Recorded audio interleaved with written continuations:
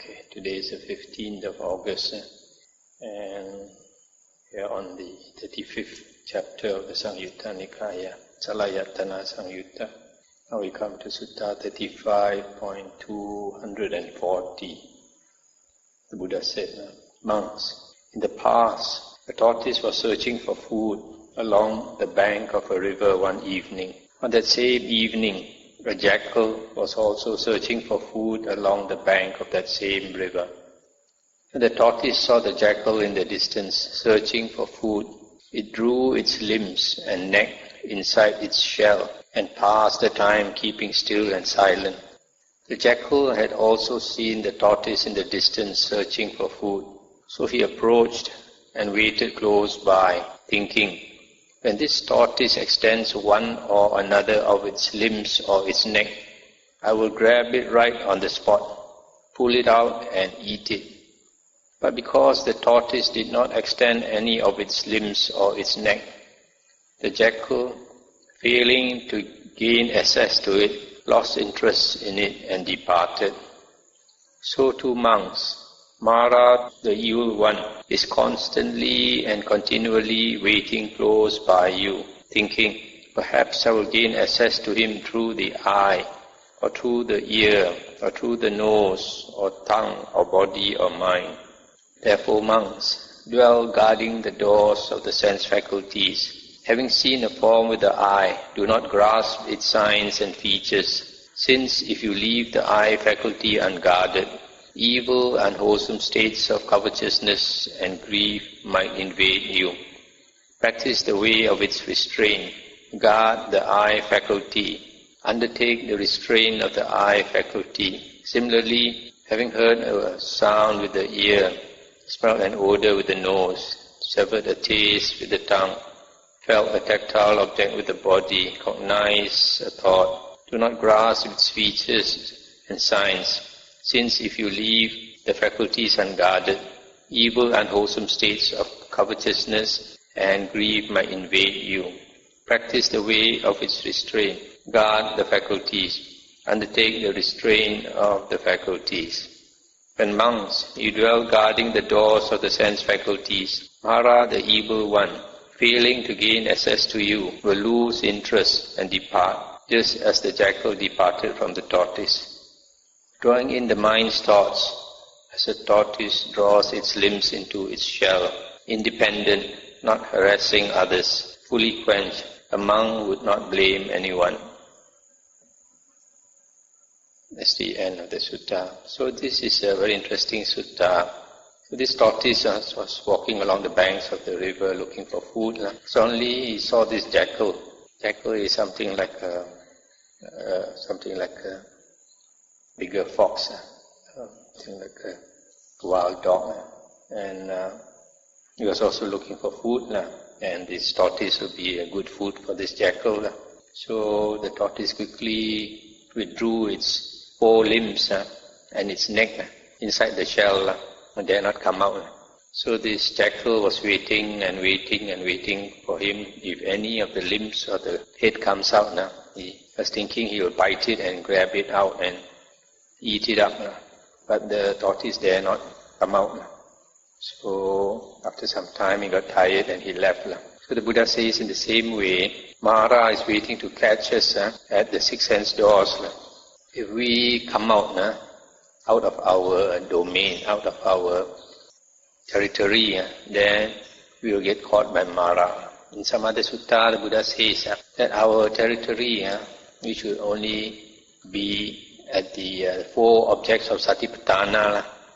If we pay attention to the sense objects, that means forms, smells, taste and all that, then we will get caught by Mara. Mara is always waiting at the sense doors to catch us.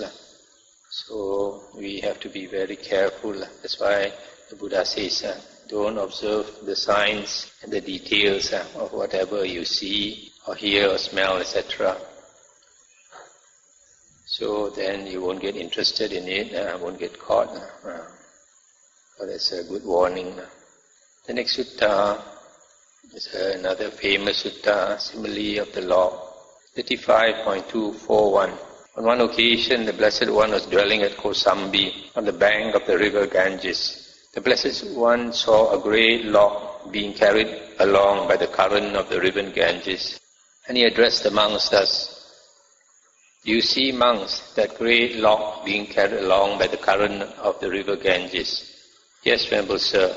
"If, monks, that log does not veer towards the near shore, does not veer towards the far shore, does not sink in midstream, does not get cast up on high ground, does not get caught by human beings, does not get caught by non-human beings, does not get caught in a whirlpool, and does not become inwardly rotten, it will slant, slope, and incline towards the ocean." For what reason? Because the current of the river Ganges slants, slopes, and inclines towards the ocean. So too, monks, if you do not veer towards the near shore, do not veer towards the far shore, do not sink in midstream, do not get cast up on high ground, do not get caught by human beings, do not get caught by non-human beings, do not get caught in a whirlpool, and do not become inwardly rotten, you will slant, slope, and incline towards Nibbana. For what reason? Because right view slants, slopes, and inclines towards Nibbana. Stop here for a moment. So here, this big log is flowing along this river Ganges, which is a big river. And as we know, all the rivers flow into the ocean.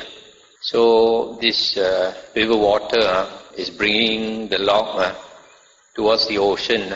And if it does not get caught by all these conditions, that means get caught on the near shore, do not veer towards the far shore, the two banks, and does not sink in midstream, does not get cast on the high ground, does not get caught by human beings or non-human beings, does not get caught in a whirlpool, and does not rot, then it will follow the river water and keep flowing until it reaches the ocean. So the Buddha says in a similar way, if we have right view, then unless we get distracted, caught by these conditions, then we will naturally slope, incline towards Nibbana, just like the log will go towards the ocean. So with right view, you will go towards Nibbana. So that shows right view is extremely important.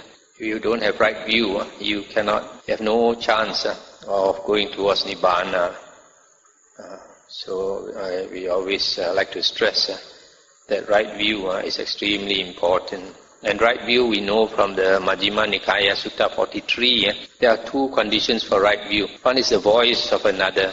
That means you have to hear the Dhamma from another person.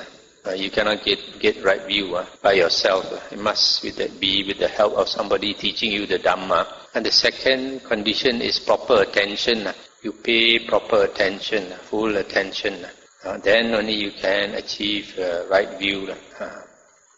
So that's why listening to the Dhamma is so important. The Buddha always stresses Bahu Satcha, much knowledge of the Buddha's Dhamma, that means the suttas. When this was said, a certain monk asked the Blessed One, "What, Venerable Sir, is the near shore?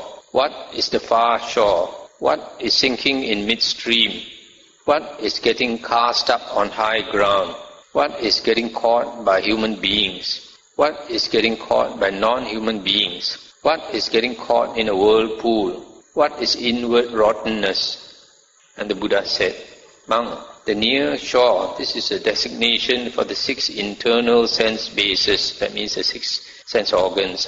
The far shore, this is a designation for the 6 external sense bases, that means the sense objects. Sinking in midstream, this is a designation for delight and lust. Getting cast up on high ground, this is a designation for the conceit I am. And what monk is getting caught by human beings? Here someone lives in association with lay people. He rejoices with them and sorrows with them. He is happy when they are happy and sad when they are sad. And he involves himself in their affairs and duties. This is called getting caught by human beings. And what monk is getting caught by non-human beings? Here someone lives the holy life with the aspiration to be reborn into a certain order of devas, thinking, by this virtue or vow or austerity or holy life, I will become a deva or one among the devas. This is called getting caught by non-human beings. Getting caught in a whirlpool. This monk is a designation for the 5 courts of sensual pleasure. And what monk is inward rottenness? Here someone is immoral, one of evil character, of impure and suspect behavior, secretive in his acts, no ascetic, though claiming to be one, not a celibate, though claiming to be one, inwardly rotten, corrupt, depraved. This is called inward rottenness. Stop here for a moment. So here the Buddha is explaining that the near shore is the 6 sense organs, internal sense bases. The far shore is the 6 external sense objects. External sense bases is sense objects. So if you veer towards the near shore or veer towards the far shore, that means you have desire for the 6 sense bases, lust for the 6 sense bases, or you have desire and lust for the sense objects, sight, sound, smell, taste and all that. And the sinking in midstream is delight and lust. Delight and lust for sensual pleasures. Getting cast up on high ground. This is a designation for the conceit I am. So just now if you have desire and lust, you will sing. And then getting cast up on high ground. You get stuck on high ground because of conceit. The I am, the ego. So you cannot flow. You cannot flow towards Nibbana. Similarly for just now the delight and lust. If you sing, then you cannot flow towards Nibbana. Getting caught by human beings is associating too much with lay people. For a monk, that is not proper. Then you behave like a lay person. For a monk, then you cannot go towards Nibbana. And caught by non-human beings is thinking that you are living the holy life so that you can be reborn as a deva. So that is another obstacle to attaining Nibbana. You still want to go for rebirth. Getting caught in a whirlpool is the 5 courts of sensual pleasure. So 5 courts of sensual pleasure will turn us around like a whirlpool and make us sing. Instead of going towards Nibbana, he will sing there. And inward rottenness is a monk of evil character, a hypocrite. Shows outside is a good monk, but inside he is impure, rotten. So if that's the case, he rots within. He cannot, just like wood. When wood rots, the log when it rots, it will sing. So similarly, if a monk is rotten inside, then he will sing. He cannot flow towards Nibbana. On that occasion, the cowherd Nanda was standing near the Blessed One. He then said to the Blessed One, Venerable Sir, I will not veer towards the near shore. I will not veer towards the far shore. I will not sink in midstream. I will not get cast up on high ground. I will not get caught by human beings. I will not get caught by non-human beings. I will not get caught in a whirlpool. I will not become inwardly rotten. May I receive the going forth under the Blessed One. May I receive the higher ordination. And the Buddha said, in that case, Nanda, return the cows to their owners. And he said, the cows will go back of their own accord, Venerable Sir, out of attachment to the calves. And the Buddha said, return the cows to their owners, Nanda. Then the cowherd Nanda returned the cows to their owners, came back to the Blessed One and said, the cows have been returned to their owners, Venerable Sir. May I receive the going forth under the Blessed One. May I receive the higher ordination. Stop here for a moment. So here, this Nanda, he wants to ordain with the Buddha. And he has been looking after all these cows. And usually, if he leaves the cows alone, they will wander back to their cow pen because of the calves, attachment to the calves. But the Buddha thought that he is going to become a monk. He has to make sure that the cows given back to the owners, and the owners know that the cows have been returned to them, then only he goes forth. There is nothing that is unsettled. A lot of people are very careless over these minor things. They think it's so minor. Cows will naturally go back. Why am I going to go and return them to the owner? But the Buddha is very particular about these things because it is important. It's important because if you go forth as a monk and you assume that the cows will go back, along the way maybe some cow thieves will steal, will kill the cow, maybe one or two of the cows, and the cows don't go back. In that case, then the owner will suspect that this Nanda stole the cow. That's why sometimes people they think the teacher is too fussy. Small things are so fussy, but actually it's important because he doesn't have the wisdom, so he doesn't think it's important. Then the cowherd Nanda received the going forth under the Blessed One, and he received the higher ordination. And soon, not long after his higher ordination, dwelling alone, withdrawn, diligent, ardent, resolute, Venerable Nanda became one of the Arahants. This sutta is a very famous sutta about the log flowing towards the ocean. If we go through life, the stream, the river of life, every time we flow along the river of life, every birth we suffer. And then as we suffer, we become more and more mature. As you become more and more mature, then we start to ask why we suffer, and then you want to find a way out of suffering. So then we search, and then if you come across the Dhamma, then if you get the right view, then you will naturally flow towards Nibbana.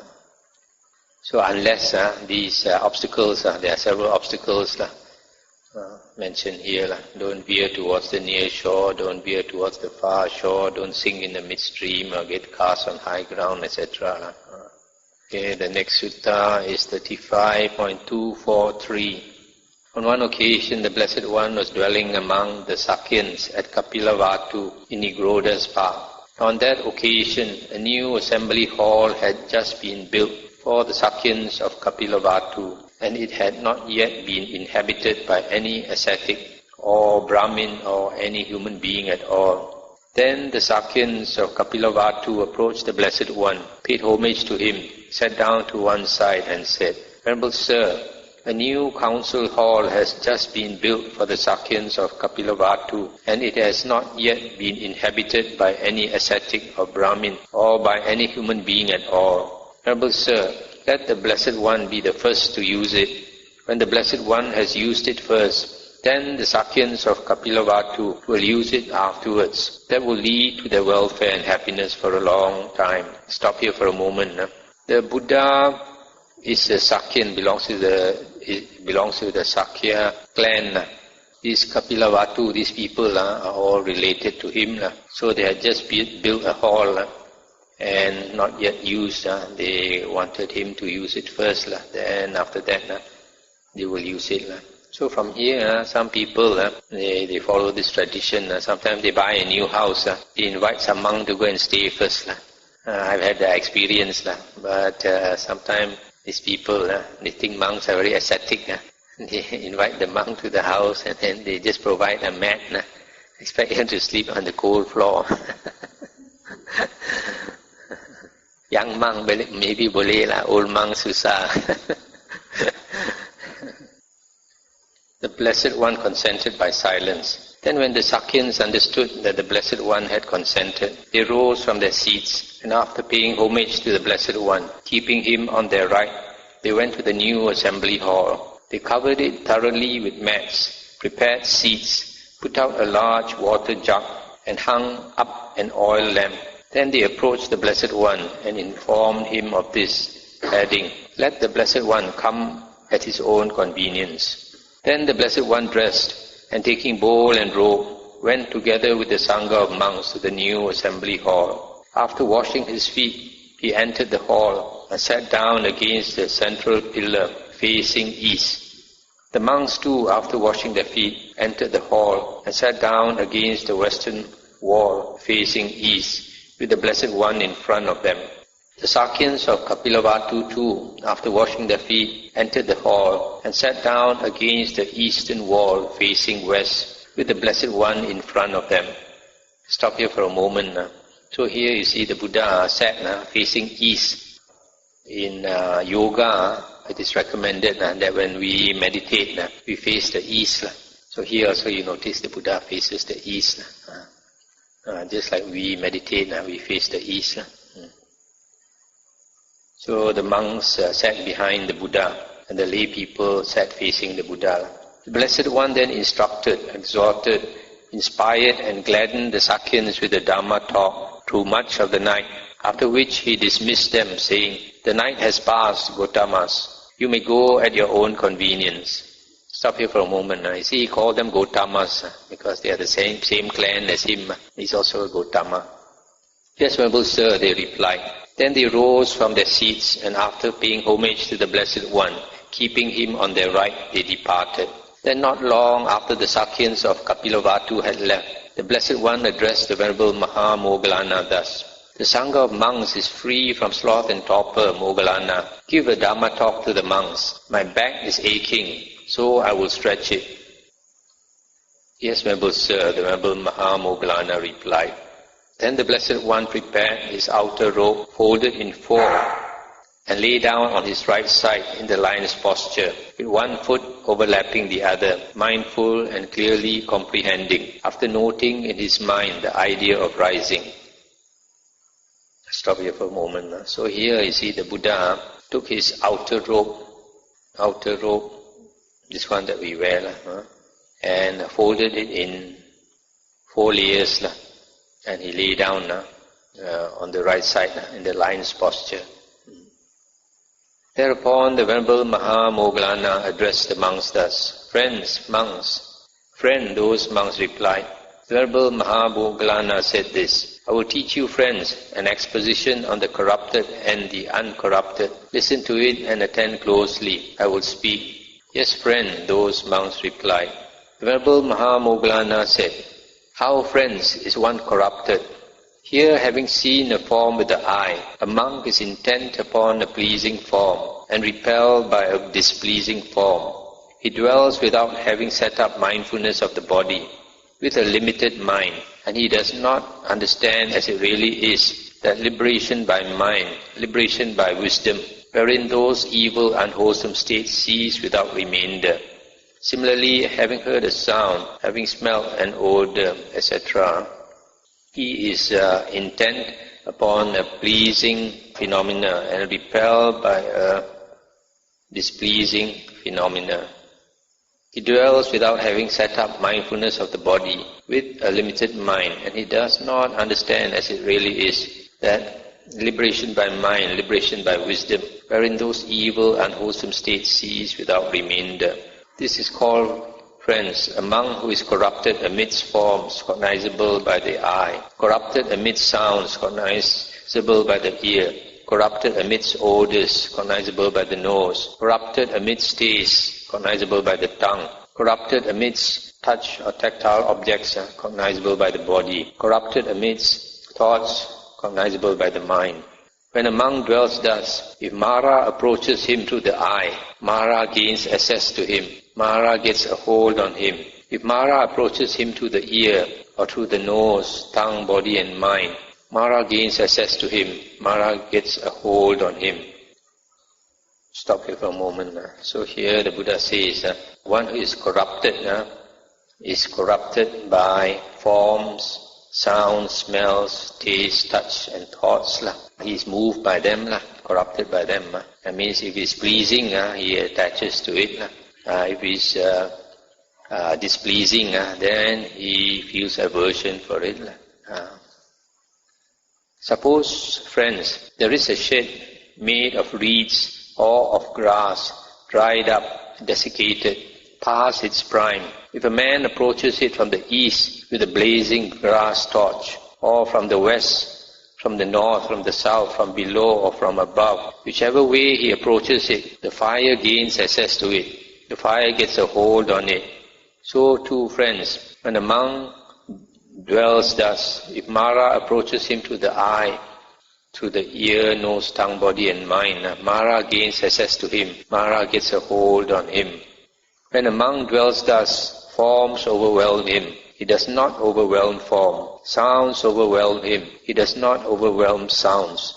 Odors overwhelm him. He does not overwhelm odors. Tastes overwhelm him. He does not overwhelm tastes. Touch or tactile objects overwhelm him. He does not overwhelm touch or tactile objects. Thoughts overwhelm him. He does not overwhelm thoughts. This is called, friends, a monk who is overwhelmed by forms, overwhelmed by sounds, odors, taste, touch and thoughts. One who is overwhelmed and who does not overwhelm. Evil, unwholesome states have overwhelmed him, states that defile, that lead to renewed existence, that bring trouble, that result in suffering, and that leads to future birth, aging and death. It is in this way, friends, that one is corrupted. So here the Buddha says, if a monk is, the mind is not disciplined, then when the six sense objects impinge on his senses, he is moved by them. Either he craves if they are pleasing, or if they are displeasing, then he feels aversion for them. So because he is overwhelmed by these six sense objects, then once he is overwhelmed, the mind moves, these unwholesome states rise, and these unwholesome states lead to rebirth. Rebirth means future dukkha, aging, sickness and death.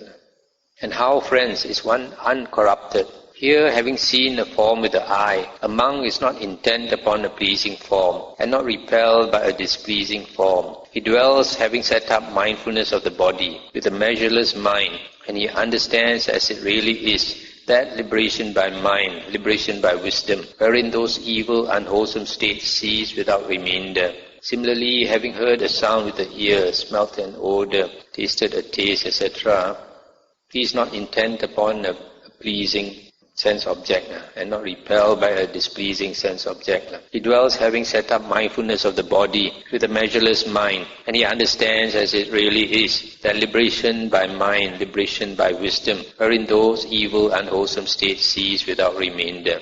This is called, friends, a monk who is uncorrupted amidst forms cognizable by the eye, uncorrupted amidst sounds cognizable by the ear, uncorrupted amidst odors, taste, touch and thoughts.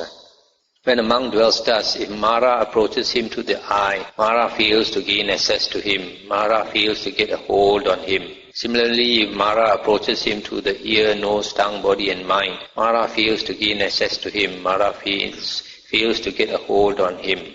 Suppose, friends, there is a big house or a hall built of thickly packed clay and freshly plastered. If a man approaches it from the east with a blazing grass torch, or from the west, or from the north, from the south, from below, or from above, whichever way he approaches it, the fire fails to gain access to it. The fire fails to get a hold on it. So too, friends, when a monk dwells thus, if Mara approaches him through the eye, ear, nose, tongue, body and mind, Mara fails to gain access to him. Mara fails to get a hold on him. When a monk dwells thus, he overwhelms forms. Forms do not overwhelm him. He overwhelms sounds. Sounds do not overwhelm him. Similarly, he overwhelms odors, taste, touch, thoughts. This is called, friends, a monk who overwhelms forms, sounds, etc. One who overwhelms and who is not overwhelmed. He has overwhelmed those evil, unwholesome states that defile, that lead to renewed existence, that bring trouble, that result in suffering, and that leads to future birth, aging and death. It is in this way, friends, that one is uncorrupted.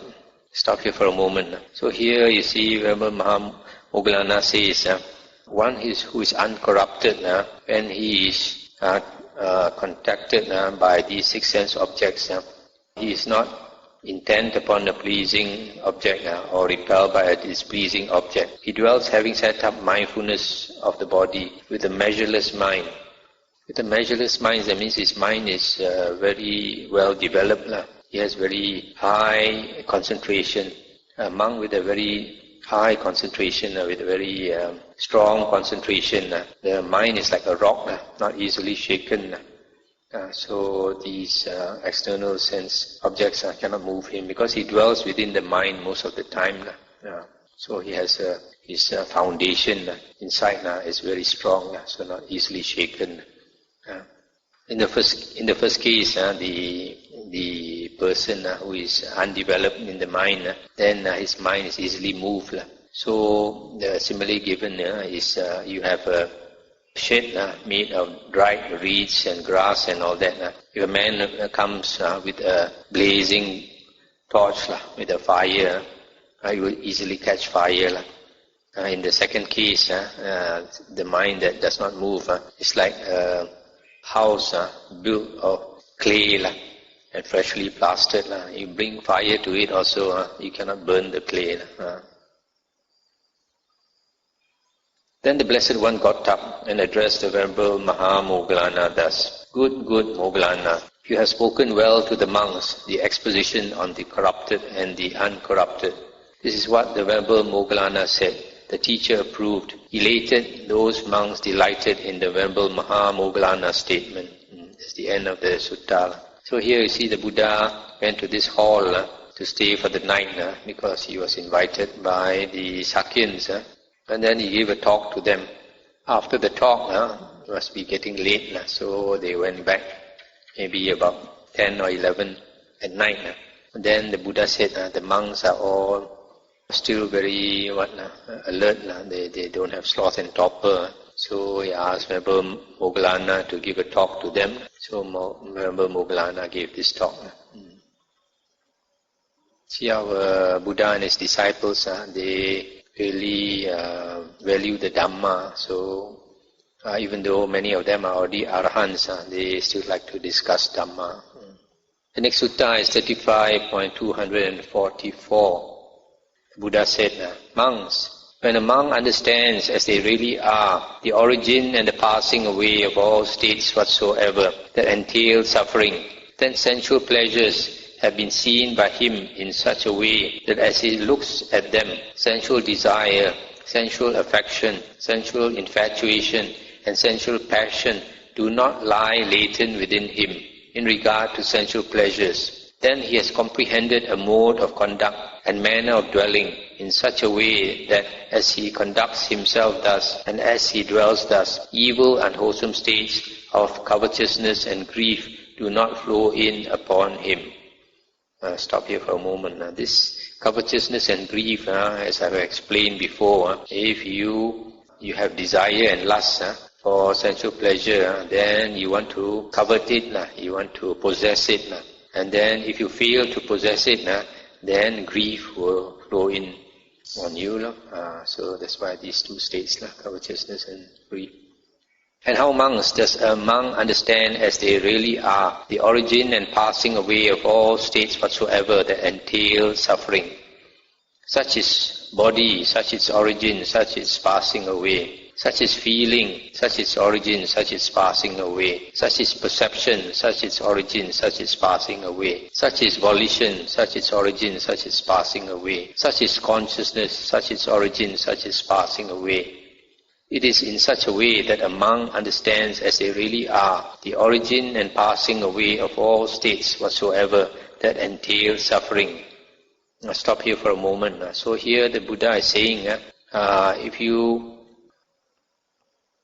want to understand the origin and the cessation of states that bring on suffering, you should understand the five aggregates.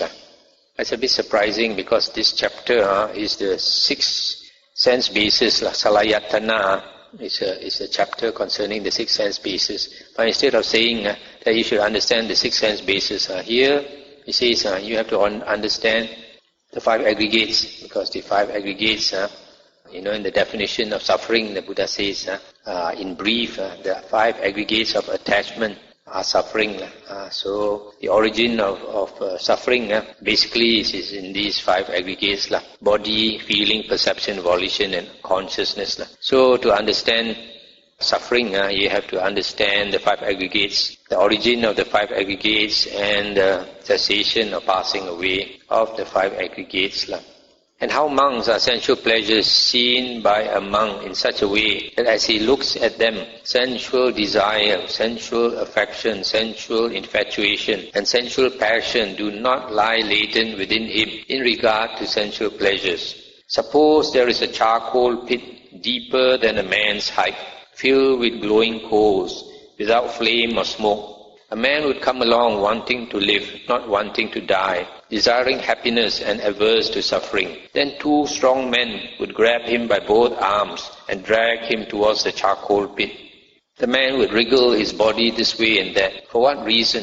Because he knows, I will fall into this charcoal pit and I will thereby meet death or deadly suffering. So too monks, when a monk has seen sensual pleasures as similar to a charcoal pit, sensual desire, sensual affection, sensual infatuation, and sensual passion do not lie latent within him in regard to sensual pleasures. Stop here for a moment. So, if we do not want this sensual infatuation, sensual desire to lie latent within us, we have to regard sensual pleasures exactly like a charcoal pit. If you fall into the charcoal pit, you'll be burned and you'll suffer a lot.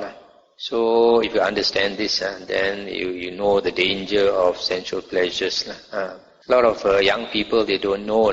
For example, we have a college nearby here. You find a lot of these college students, they are living together like man and wife. So they don't understand.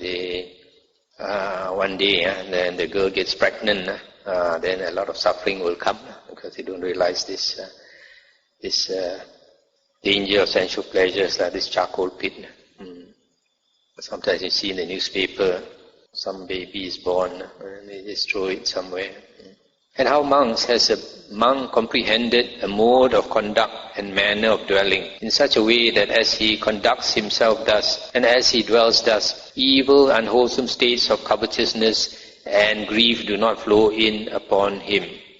Suppose a man would enter a thorny forest. There would be thorns in front of him, thorns behind him, thorns to his left, thorns to his right, thorns below him, thorns above him. He would go forward mindfully, and he would go back mindfully, thinking, may no thorn prick me. So too monks, whatever in the world has a pleasing and agreeable nature, that is called a thorn in the noble one's discipline. Having understood this thus, as a thorn, one should understand restraint and non-restraint.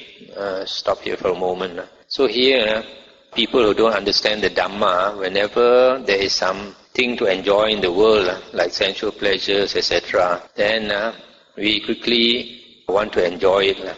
But the Buddha says all these things that are pleasing, agreeable, and give us happiness and enjoyment is actually a thorn. Because when you become attached to it, then suffering will come.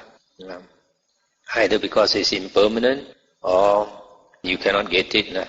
Then just like a drug addict is hooked on to the drugs, and when he cannot get the drugs, then he'll suffer like mad. One who knows the Dhamma, we are very different from worldly people. Worldly people want to enjoy a lot of things in this world, but people who walk the holy path, the things that people want to enjoy, we don't want to enjoy.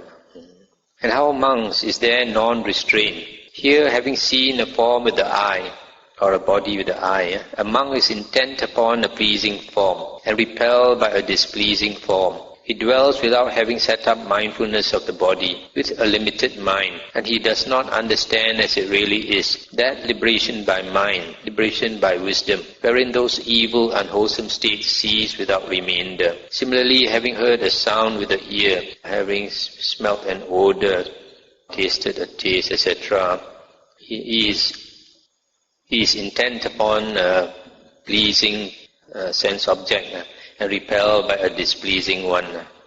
He dwells without having set up mindfulness of the body with a limited mind and does not understand as it really is, that liberation by mind, liberation by wisdom, wherein those evil, unwholesome states cease without remainder. It is in such a way that there is non-restraint. So one who is unrestrained in the mind, then he is moved by pleasing objects and displeasing objects of the senses. And how monks is there restraint?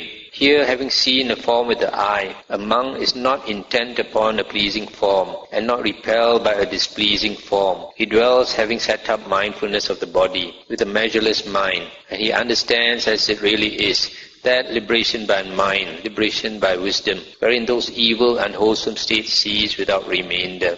Similarly, having heard a sound with the ear, smelled odor, tasted a taste, contacted a touch, and cognized thought, he is not intent upon the pleasing contact and not repelled by a displeasing one. He dwells, having set up mindfulness of the body with a measureless mind, and he understands as it really is, that liberation by mind, liberation by wisdom, wherein those evil, unwholesome states cease without remainder. It is in such a way that there is restraint.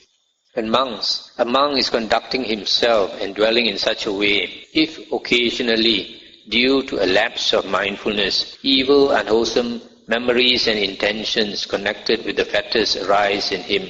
Slow might be the arising of his mindfulness, but then he quickly abandons them, dispels them, puts an end to them, obliterates them.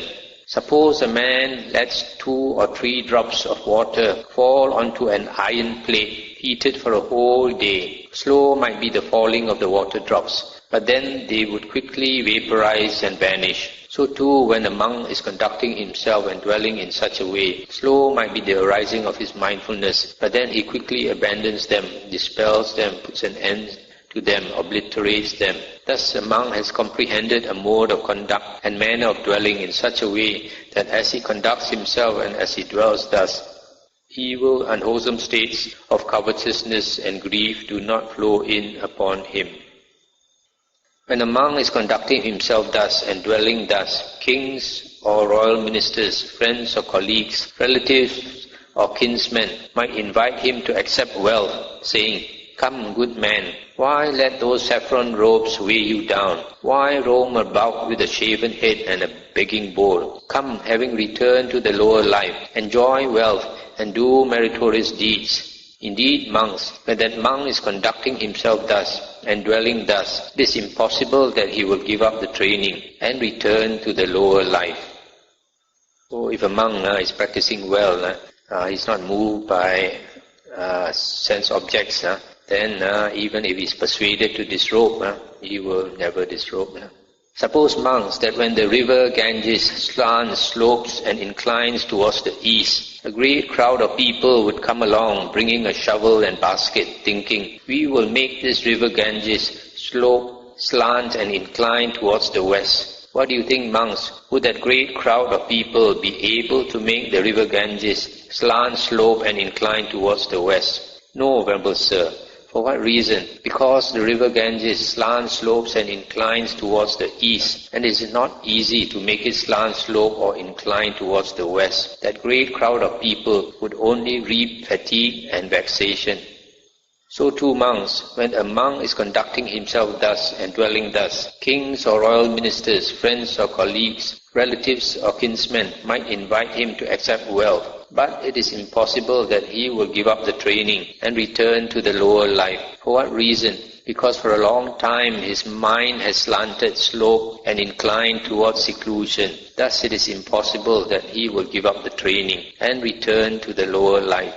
That's the end of the sutta. So here you see the Buddha, the last part, the Buddha says he will not disrobe. Why? Because for a long time his mind has slanted, sloped and inclined towards seclusion. So it is not for a short time that you can achieve result. It is a long time.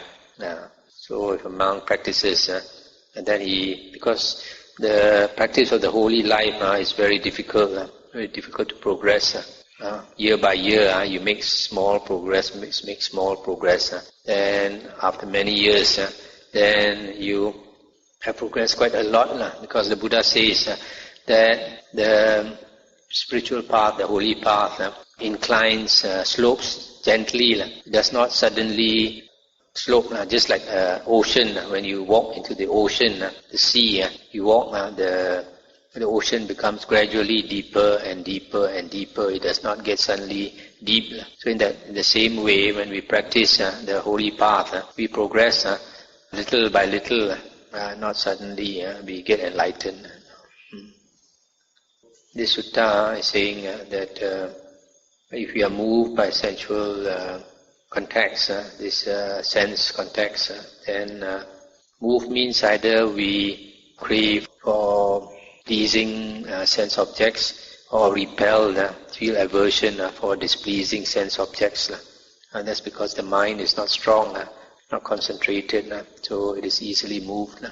But if we practice strong concentration, then the mind is not easily moved. The next sutta is 35.245. One monk approached another and asked him, "In what way, friend, is a monk's vision well purified?" And the other monk answered, "When friend, a monk understands as they really are the origin and the passing away of the 6 bases for contact. In this way his vision is well purified." Then the first monk, dissatisfied with the other's answer, approached another monk and asked him, "In what way, friend, is a monk's vision well purified?" And the second monk answered, "When friend, a monk understands as they really are the origin and the passing away of the 5 aggregates of attachment. In this way his vision is well purified." Again the first monk, dissatisfied with the other monk's answer, approached still another monk and asked him, "In what way, friend, is a monk's vision well purified?"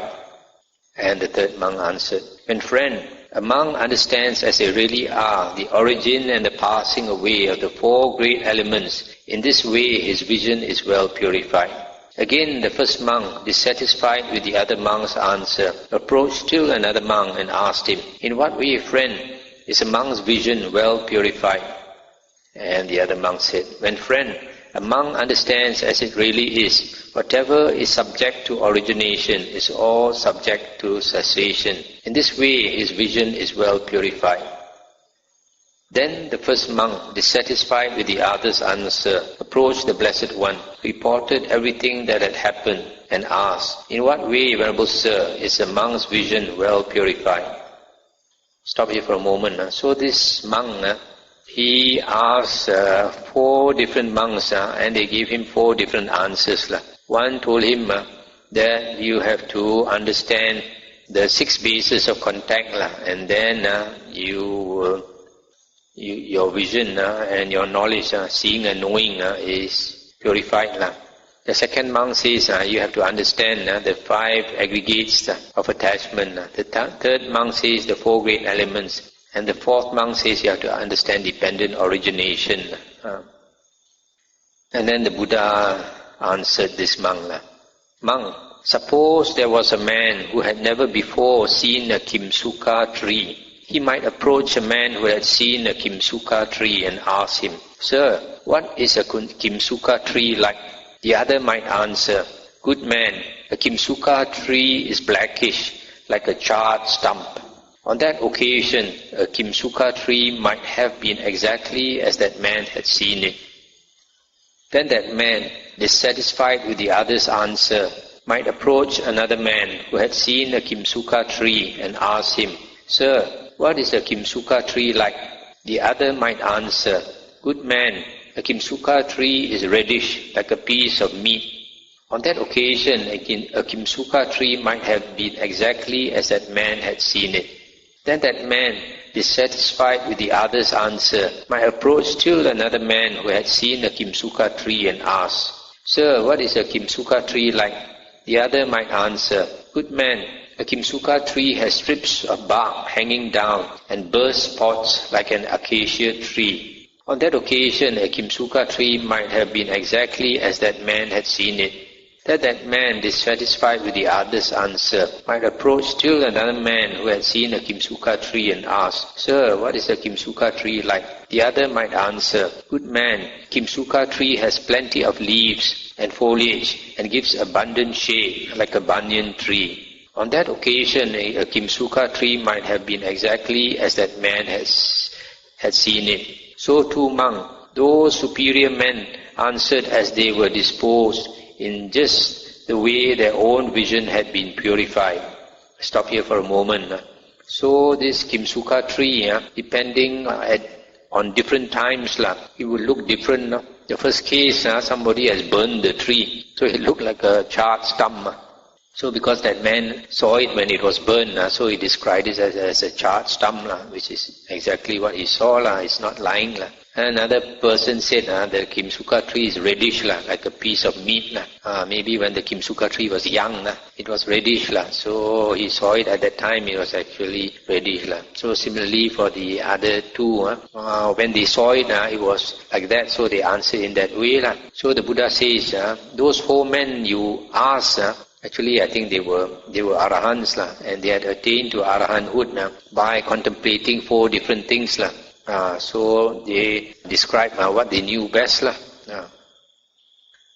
And then the Buddha continued. Suppose, monk, a king had a frontier city with strong ramparts, walls and arches, and with 6 gates. The gatekeeper posted there would be a wise, competent and intelligent person, one who keeps out strangers and admits acquaintances. A swift pair of messengers would come from the east and ask the gatekeeper, where, good man, is the lord of this city? And he would reply, he is sitting in the central square. Then the swift pair of messengers would deliver a message of reality to the lord of the city and leave by the route by which they had arrived. Similarly, messengers would come from the west, from the north, from the south, deliver their message and leave by the route by which they had arrived. I have made up this simile, monk, in order to convey a meaning. This is the meaning here. The city, this is a designation for this body, consisting of the 4 great elements, originating from mother and father, built up out of boiled rice and gruel, subject to impermanence, to being worn and rubbed away, to breaking up apart and dispersal. The 6 gates, this is a designation for the 6 internal sense bases. The gatekeeper, this is a designation for mindfulness. The swift pair of messengers, this is a designation for samatha and vipassana. Samatha, you can say, is tranquility, and vipassana is contemplation. The lord of the city, this is a designation for consciousness. The central square, this is a designation for the 4 great elements, the earth element, water element, fire element, and wind element. The message of reality, this is a designation for Nibbana. The route by which they had arrived, this is a designation for the Noble Eightfold Path, right view, etc. That's the end of the sutta. So here, the Buddha has given a famous simile. The Buddha says there is a frontier city, and there's a gatekeeper guarding the 6 gates, and a swift pair of messengers would come from the north, south, east and west, and they will bring this message of reality and go off the way they came. So the Buddha says the city is this body. So this body, and then the 6 gates refer to the 6 sense organs. The gatekeeper is mindfulness. The swift pair of messengers is samatha and vipassana. So samatha and vipassana is bringing the message of nibbana, bringing the message of nibbana. So in other words, and they come by the Noble Eightfold Path. They come and go out by the Noble Eightfold Path. So in other words, to practice the Noble Eightfold Path and attain nibbana, you got to have this samatha and vipassana, both are necessary. Sometimes nowadays people say, oh, vipassana is enough to give you wisdom. But it's not. Here this message, this simile is very clear. You need both samatha and vipassana. Samatha is practicing concentration, practicing meditation. Because in the Majjhima Nikaya, remember Ananda said, the type of meditation proof, praised by the Buddha himself, is the first jhana, second jhana, third jhana, fourth jhana. So samatha is meditation that will bring you to the jhanas, especially the fourth jhana. And vipassana is contemplation, contemplation on the Buddha's Dhamma, contemplation on the suttas that will bring you insight. And the depth of insight depends on your samatha. How deep is your concentration? The higher your concentration, your samadhi, then the deeper the insight. That is why those ascetics, the Buddha taught, those ascetics who had attained the four jhanas, when they listen to the Dhamma, they attain arahanthood. Whereas people without any jhana, when they listen to the same Dhamma, they became sotapanna, or attain stream entry. So this simile is then the central square, the four great elements. This body, we have mindfulness guarding the six sense doors. And then we have to practice this Noble Eightfold Path and this samatha and vipassana especially. But you practice the Noble Eightfold Path, you won't attain Nibbana until samatha and vipassana is practiced. So when you perfect samatha and vipassana, then only you attain Nibbana. In other words, you need the four jhanas and much study of the suttas. When we study the suttas, we have these four things that we can concentrate on. Like some arahants, they attain arahanthood through thoroughly understanding the six bases for contact. And some arahants, they contemplate the five aggregates of attachment deeply until they see impermanence and they see dukkha and not self. Then they become disenchanted with the five aggregates and become dispassionate and attain liberation. The third type of arahant are those that contemplate the body, the four great elements of the body. And the fourth type of arahants are those who contemplated dependent origination and attain liberation. So these are the four main ways to attain liberation. The six bases, five aggregates, the four great elements, and dependent origination. But always remember, you need samatha and vipassana both together, and only you attain the message of Nibbana. Let's stop here. Anything to discuss? I didn't say it's not advisable to make cash donation.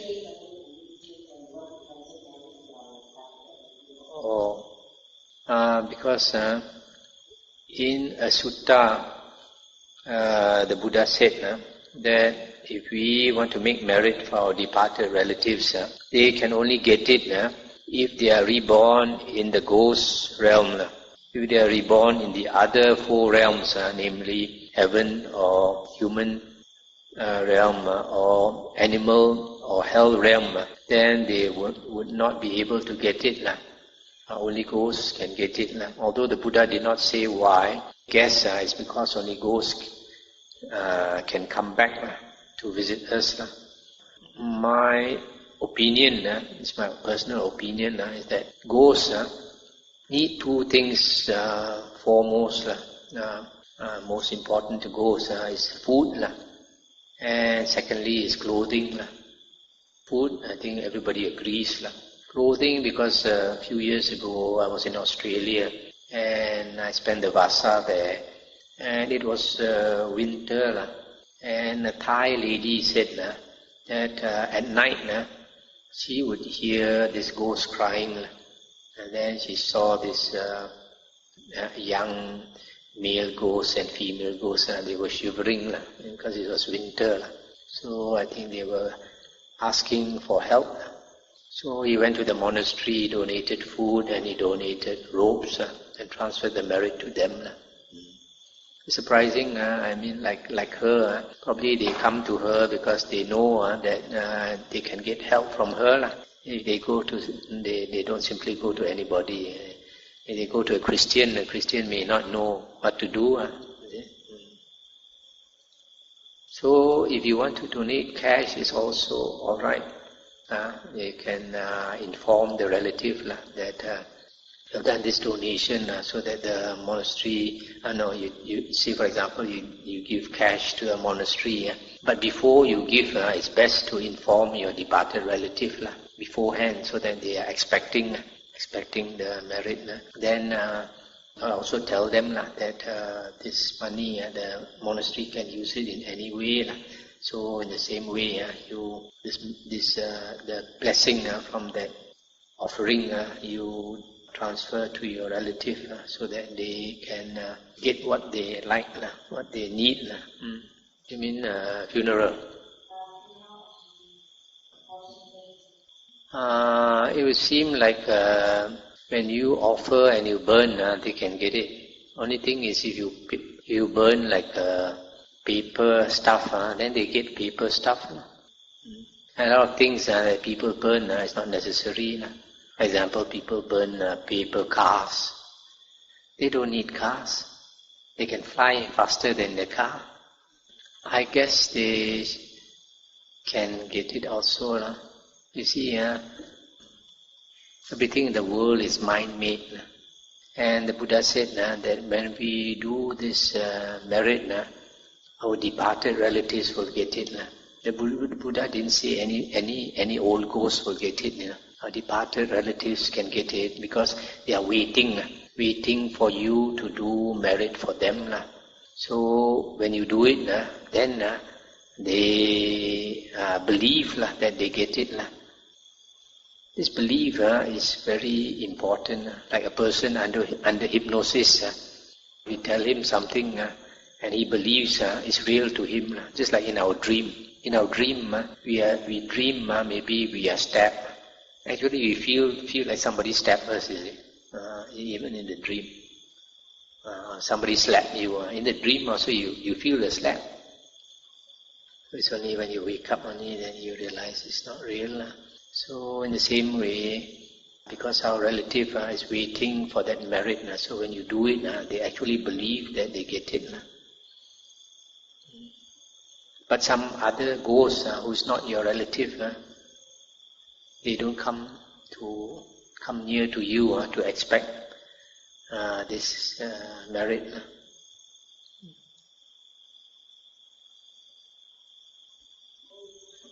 Not really, because in that case, for example, you listen to Dhamma and you get wisdom. You cannot transfer your wisdom. But we still, we chant Etavata.